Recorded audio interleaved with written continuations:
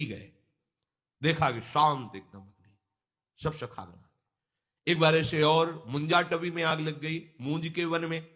सबने पुकारा, भगवान ने कहा आंख मूंद लो, घबराओ मत।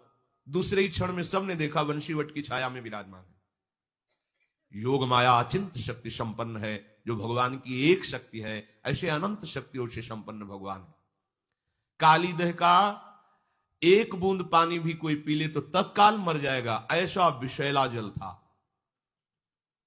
बहुत बलशाली कालिया नाग अपने परिवार सहित रहता था। भगवान ने देखा कि प्यास से पीड़ित होकर के गोपगण और गौवें बछड़े सब जल पिए मर गए। जल का ऐसा प्रभाव विषैला था।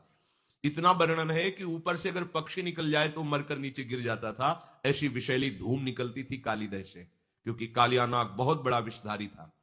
गरुण से टक्कर लेने की सामर्थ्य रखता था, पर उनके पंखों के प्रहार से भागकर यहां आया था और जानता था कि यहां गरुण का प्रवेश नहीं है, इसलिए कालीदह में निश्चिंत होकर रहता था। यदि हमारे प्रभु मनुष्य हैं तो जरा देखिए, कूद गए कालीदह में। एक बूंद पानी किसी भी व्यक्ति को मार सकता, चाहे जितना बलशाली हो, और जाकर के सब इस लीला को जानते हैं। ललकारा कालिया को।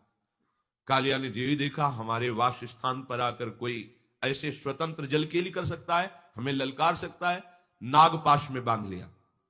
ये नागपाश ऐसा भयानक है कि प्रतिक्षण मृत्यु जनित कष्ट देते हुए उसे मार देता है, हर नस नाड़ी को चूर चूर कर देता है।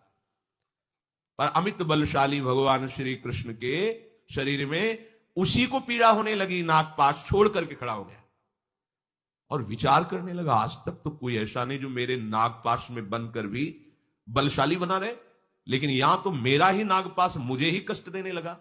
फटने लगा उसका शरीर, जैसे ही भगवान को जकड़ने की कोशिश की। भगवान उसके फणों पर ऐसे हाथ रखकर छलांग मारी और ऊपर उसके सिर पर जाकर के नृत्य करने लगे। देवता गंधर्व जो संगीत विशारद जन है, सुंदर संगीत बजाने लगे। नटवर नागर उनके फणों पर नृत्य कर रहे, जो फण नहीं झुकाता रौंद देते अमित बलशाली श्री कृष्ण।